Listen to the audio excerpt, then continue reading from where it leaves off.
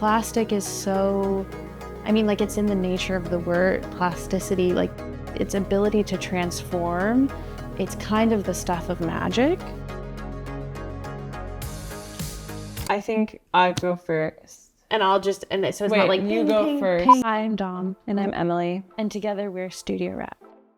Dom and I met in 2016 studying interior design school at Toronto Metropolitan University. For the majority of our early years, we almost worked entirely in just inflatable installations. We had this idea that we were going to fill all these underused spaces in Toronto with giant inflatables, and like it was going to bring all these people towards it. I think we've always been really interested in how we can create an affect onto people. Lamination 1 is our first installation work that isn't an inflatable, and we're presenting it as part of Nuit Blanche Toronto. The work will be about 30 feet by 30 feet in scale and be this like plastic canopy and textile made from heat laminated tiles. There's 3,600 tiles in the work, and each one is made from scraps in our studio that we've heat pressed and cut down to size.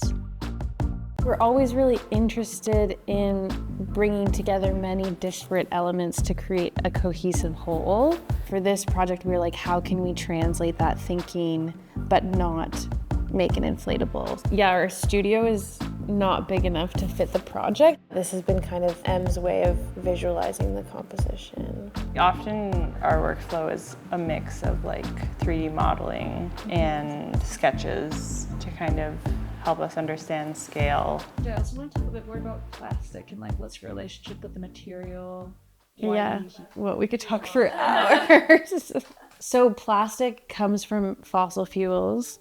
And when fossil fuels are just dinosaur bones, that like this is being extracted out of the earth. A McDonald's cup or a plastic bag is also this remnant of something that is truly ancient and of this earth. And yeah, exactly. That this is actually a natural material. After we finished our first installation that we did together as Studio Wrap, kind of officially, we had 8 laundry bags of installation pieces that we had made. We were kind of faced with the sheer volume of that amount of plastic, and we were like, we have to keep this. So we moved with it multiple times. I think we had some at your parents' house, my parents' house. Yeah. They were not happy with us. No. At a certain point, they're like, please get it out of here.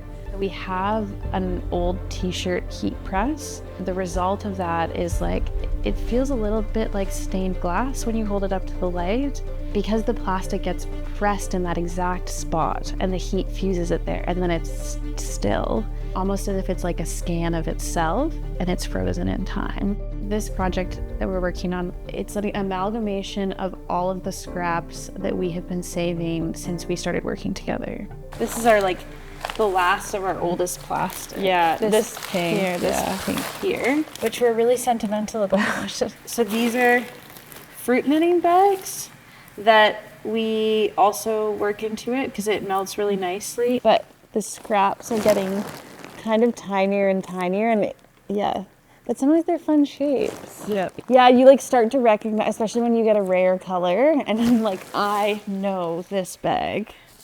Yeah, a lot of milk bags. We ran a workshop and we got, like, someone brought in like all their milk bags they've been saving for a year. Yeah, this was from a project we did with a bunch of insulation bags. Plastic is such a contentious material, and it triggers in a way sometimes these alarm bells in us sooner than a different material that's potentially hazardous or wasteful or also like has harmful effects on our environment. And some of that is merited and some of that is, I think, a bit more complicated, and that's where a lot of our research and thinking and work exists right now, is kind of trying to understand our thinking, our biases, our associations with this material. Comes out as one fused shaped.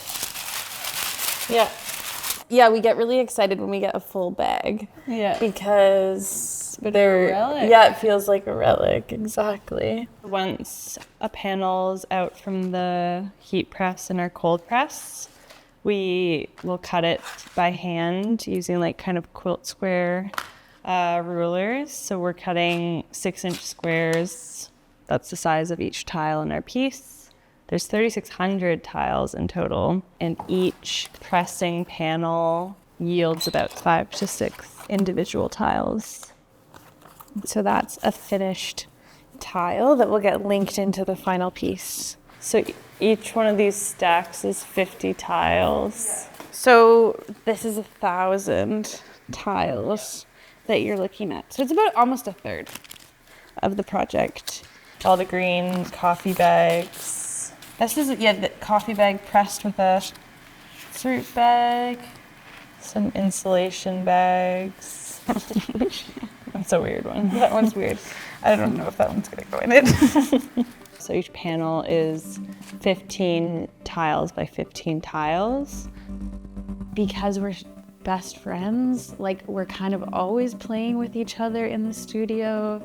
I mean, sometimes it's serious and stressful, but a lot of the time we're laughing and we're making something and we're like, this is so funny. Like this form that we've designed is so funny. So this is one panel. One of 16. Yeah. There's something really interesting that exists with like us bringing that unseriousness kind of into these like formal institutions, and the joking kind of nature or unseriousness is also part of the kind of power that the work has. Part of the project too is we're also running a workshop where we're teaching people these techniques of heat lamination, and they will be making squares that will be worked into the piece as well.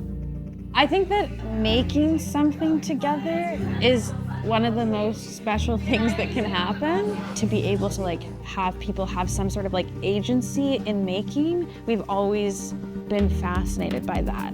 Saturday today, on Wednesday, October 1st, our piece is going up in the air for the first time. Yeah, I think it feels like a little scary, but it's also exciting and it's been a really long project for us. The journey of making this project has brought on a lot of new things for us because we're stepping outside of our normal medium.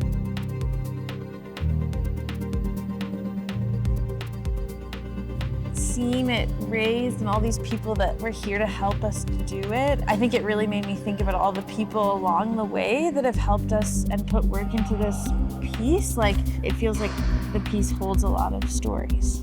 So much of the work that we do comes out of this like shared imagination between the two of us. It's such a special space.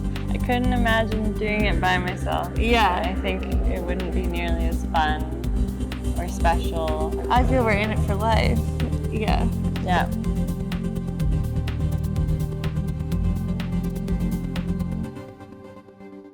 My cat's eating plastic. The dark side of plastic. Joanne, it's not Joanne, good. just be normal.